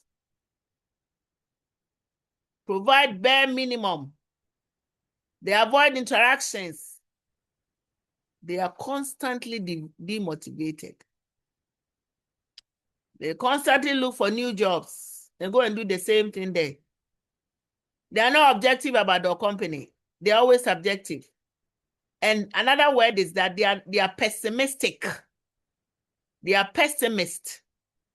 But the engaged employee is optimistic. But the subjective, it's not going to work. Everything they are criticized. They complain about the difficulty. They won't solve any problem, make excuses for everything. And they underperformed. These are the two. And we are saying that when employees exhibit some of these things, it's one of the factors, not all the factors, is that they are not motivated. So motivation becomes something that stimulates them, that gives direction, that exists persistently of how the employee behave. And it affects productivity. A manager's job is to channel this motivation to to them. So motivation is the process of arousing and sustaining goal-directed behavior. The managers must arouse them and do that. There are types of rewards. We have the intrinsic reward and we have the extrinsic rewards. The intrinsic rewards is satisfaction a person receives in the process of performing a particular action. So the thing is inward. You yourself, you have the satisfaction, you are motivated, you are pushed to do something. Like the engaged one, you are motivated, you're enthusiastic. Extrinsic is that somebody will give you something, so you are externally motivated to do the work. So the rewards are in two types: intrinsic, satisfied within yourself to perform a task. Extrinsic, motivated from outside.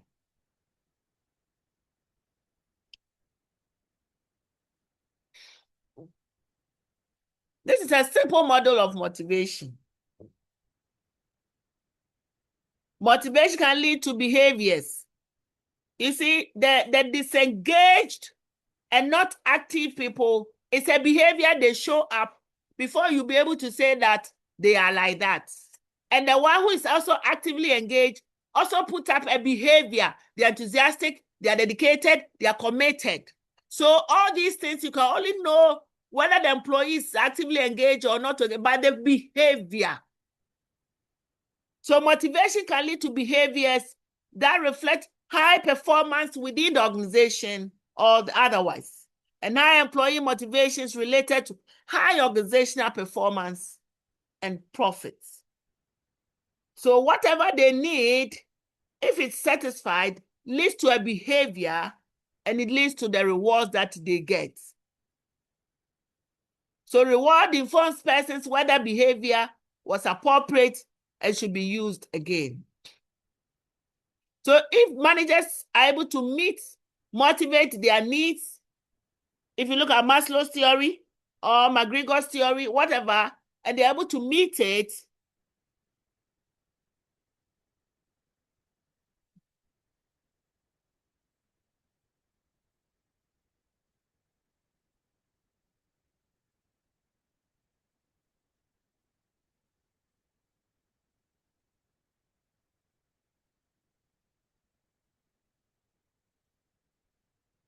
it informs it. So it informs their behavior.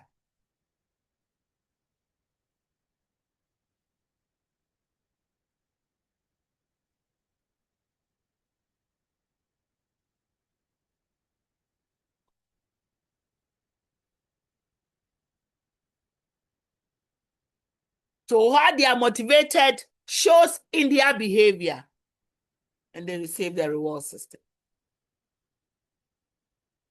So we'll look at, if you grant me the opportunity to meet other Wednesday evening or Thursday, then we'll continue with the perspectives on motivation. We'll look at the hierarchy of needs by Maslow theory, Abraham Maslow, theory X by Douglas McGregor, theory Z by the William G. Oakey, the two-factor theory Hensberg, the Clayton Adifa acquired needs theory, all trying to explain the needs that motivate people.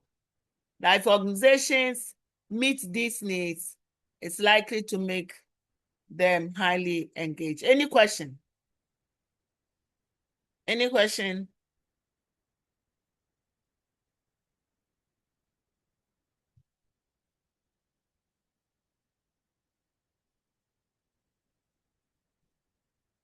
Any question for me?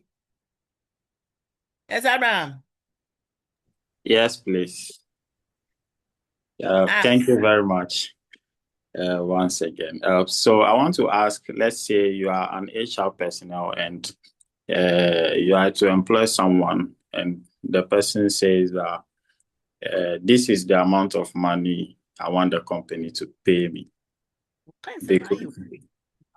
Because he or she knows what he is capable of. And the company can afford to pay, but they have not worked with the person before. And then the amount of money the person is demanding, let's say you have to work with a company for a certain number of years before you can get to that level. What should I do as an HR person? The person is negotiating a certain amount. Yes, please. And that amount, you have to be at a certain level or rank before they will pay you that amount. Yes, please. You have to communicate to him. Okay. You have to tell him that we can give you this at this time. Okay. Okay. I'm asking. Yeah, I'm asking because let's say, okay, after talking with a person, maybe you realize that he is capable, and then the things he's bringing on board, or when he joins the company will see a great improvement. Oh. Okay, then that one is a management decision. Okay. Manager must take a decision on him. Okay. And even that, I can put him on probation. Okay. And see that what he's saying he can do, he can really do them. Okay. In order to make sure that what he's demanding is high, can put him on a long probation, say 6 months, and give him less than what he's requiring. And tell him that after probation, we'll give you that. Okay. That is, if you have the resources to support it. Okay. If you have the resources to support. If you don't have the resources, I don't see how you'll be able to do that. Okay. I had a story where like a similar thing. Sorry, that's why I left this time for us to talk before we close. Yes. Yeah. I had a story where similar thing happened. So they shortlisted a certain number of people. So when the HR took the names to the CEO, that person's name was singled out, and then the CEO asked the HR, why have you singled this one out? Then he narrated the story to the CEO, and the CEO said, okay, bring him on board. Let's hear him out and see. So when they brought the person, after talking with the person, they realized that he is capable. As in, he is visited about 32 countries, and then the connections he has and all that, how he will connect the company to those countries and bring a profit to the company. So that was how come they retained him and then they gave him employment. Very cool. You know, I keep telling students, especially the master students, that you need to build yourself up well. Mm. You need to study well. You need to have some skills that makes you distinctive. So we call that talent development. You need to have certain unique talent. Let's say when it comes to problem solving, everyone knows that, this thing, if we call Abraham, he will solve it for us. When it comes to presentation, if Abraham is here, or if Stephen is here, he can do it. So you have to have a unique talent yourself. Because our world today, they are looking at talent. When I say talent, I'm not talking about the hobby ones. I'm talking about things that makes you distinctive, that makes you stand out.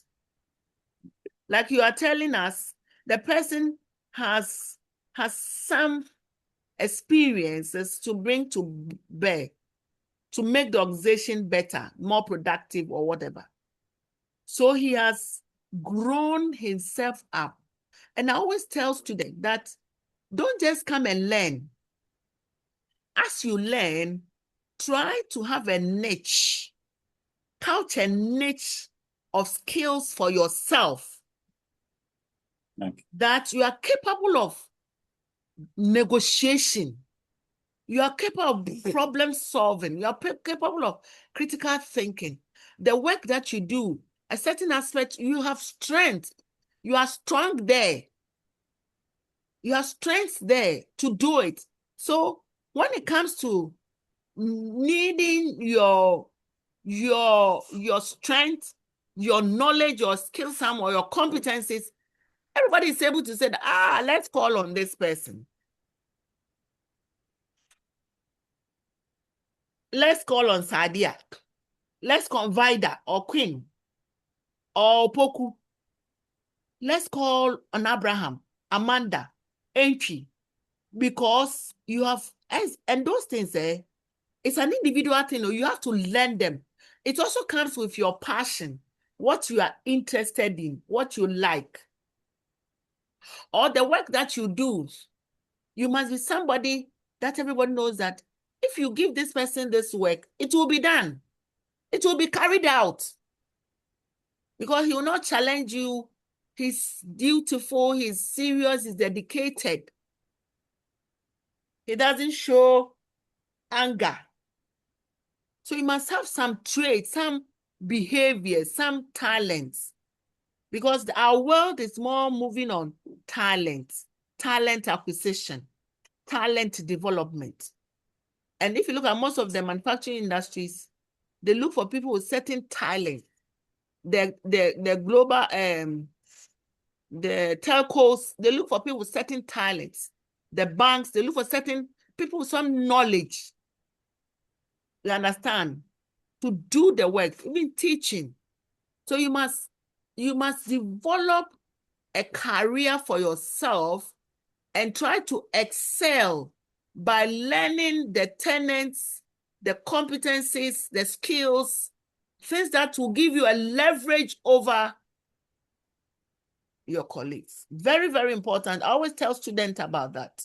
Don't just learn. As you learn, couch a niche for yourself and be seen and be known to be very distinctive. Let's say when it comes to teaching, to be very distinctive when it comes to problem solving, to be very distinctive when it comes to negotiation, very distinctive when it comes to report writing, very distinctive when it comes to how you organize work in your organization, and in many other areas that you do. Yes, any question? Any other question?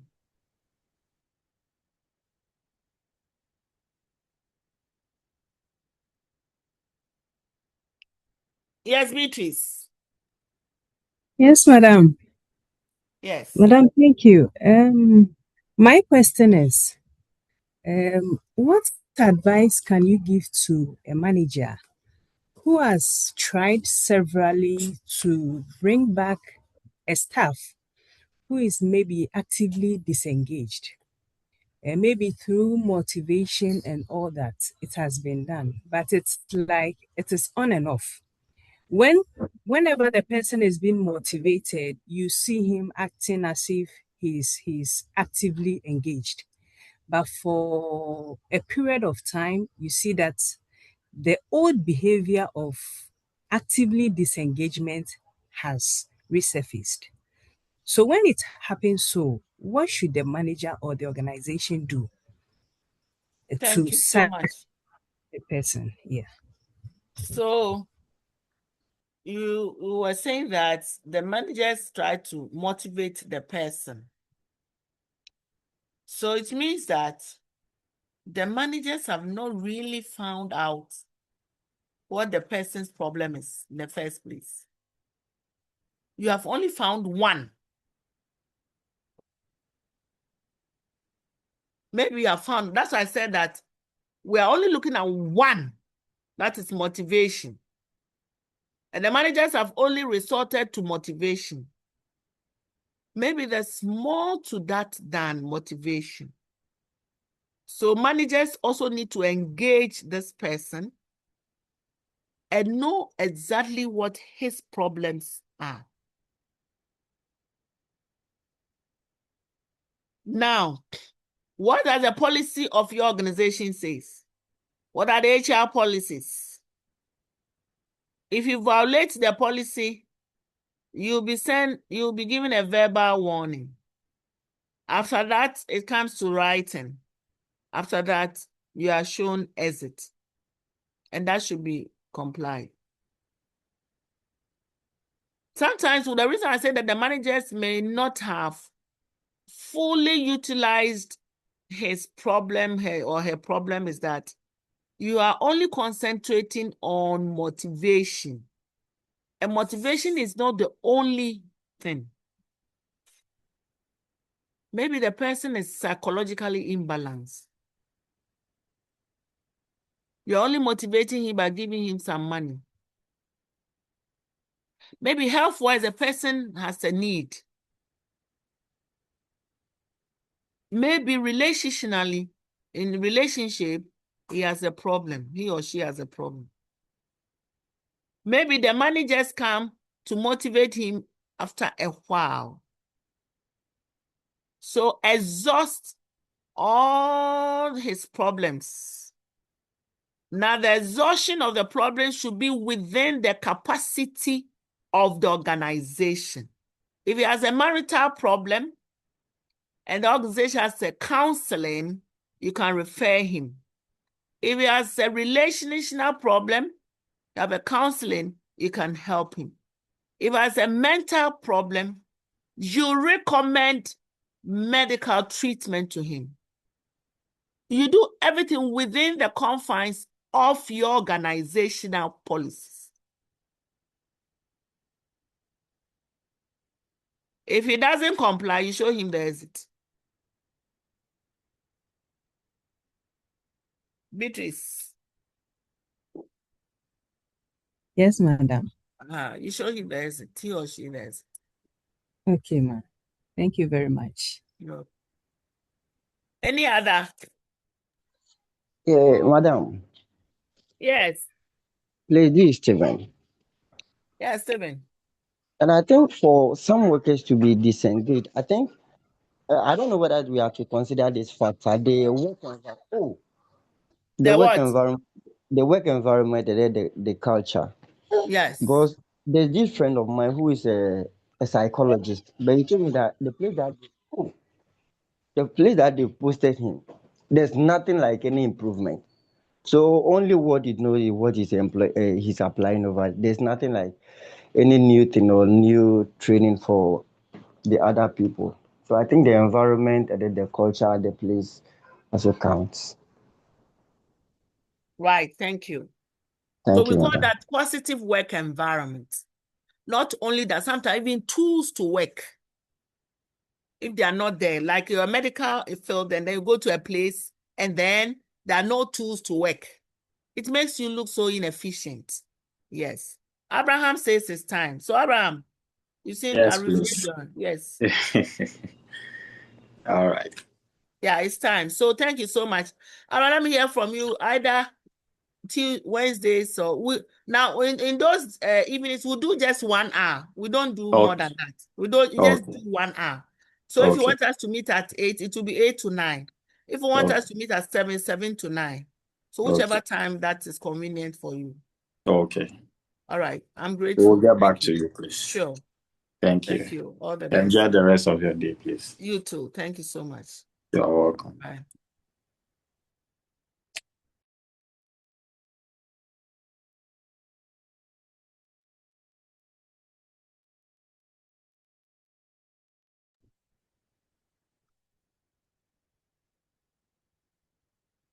All right, so we'll wait for the next lecture.